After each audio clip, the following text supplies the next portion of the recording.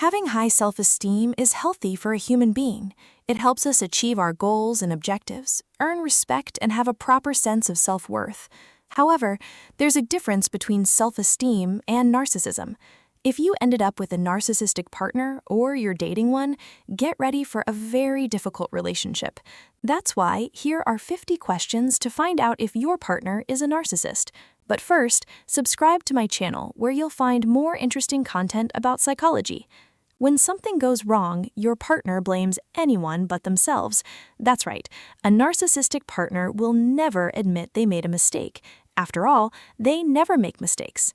Your partner refuses to take responsibility for their bad behavior. For example, "You made me so angry that I couldn't help it." Don't be fooled. Everyone is responsible for their own behavior. Your partner believes they're always right. You're starting to get it. Narcissists always believe they're right. Your partner is unable to connect with your feelings or your children's feelings. This is because narcissists only think about themselves and find it a little difficult to feel empathy. Your partner seems more concerned about how your behavior or your children's behavior reflects on them rather than understanding and accepting who you are and who the children are as people. Narcissists aren't usually understanding. They tend to focus on how others' actions affect them, rather than trying to accept each person's personality.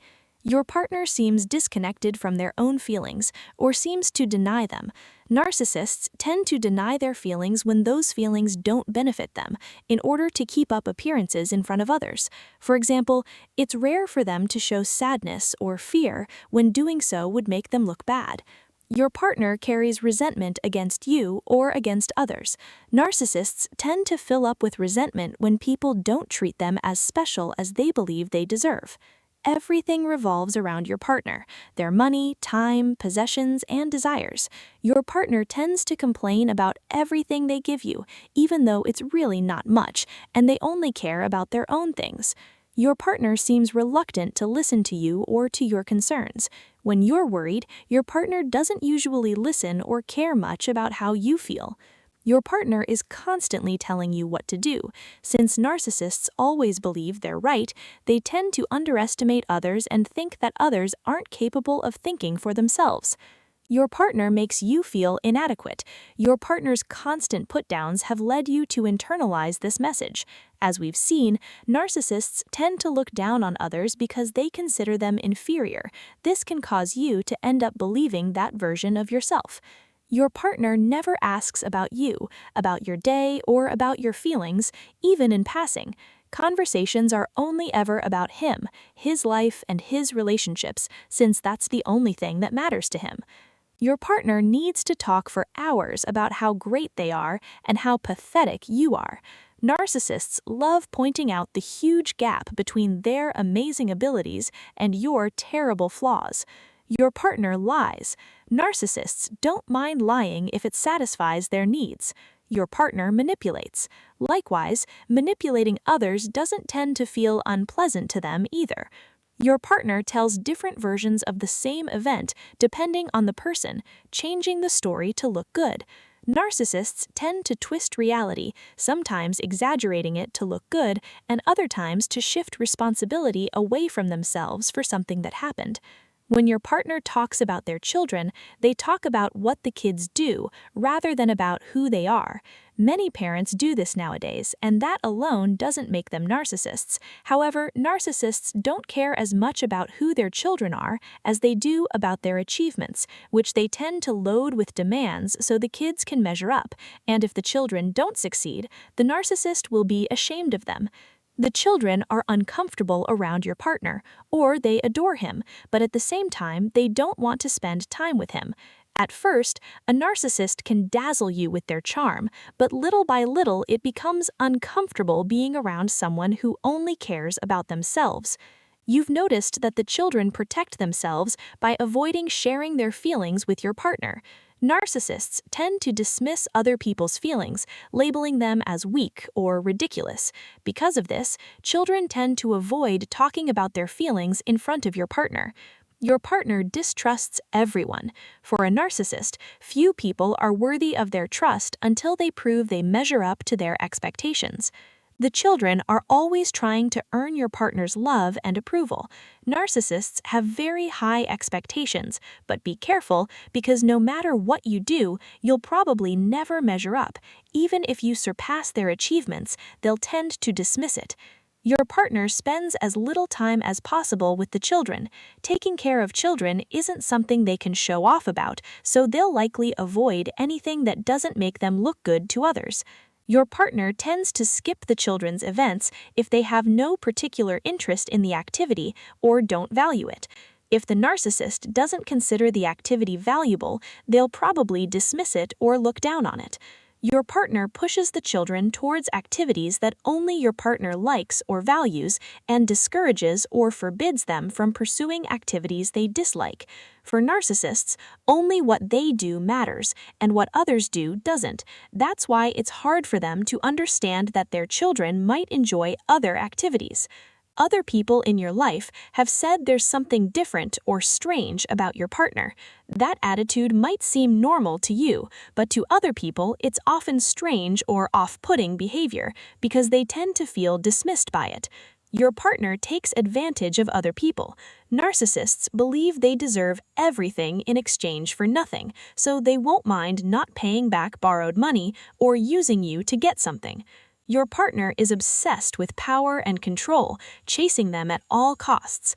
Narcissists love having power, and this can become such an obsession that it seems to be the only thing that matters to them in life. Your partner is obsessed with appearances and how things are perceived by others. Narcissists only care about what people will say, and they're obsessed with looking good to others no matter the cost.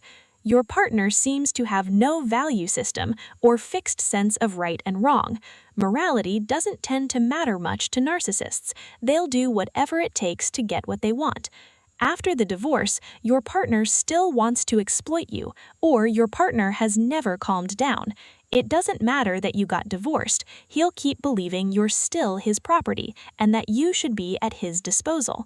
When you discuss life matters with your partner, they change the subject to end up talking about their own problems. Remember that for narcissists, the only thing that matters is their own problems, so they may pretend to care about yours for a little while. When you describe your feelings, your partner tries to top them with their own stories. If you tell them, for example, about a moment when you did something brave, they'll tell you about the time they did something incredibly heroic. If you tell them about a problem, they'll probably tell you they have much worse problems. So no matter what you say, you'll never win. Your partner acts jealous of you.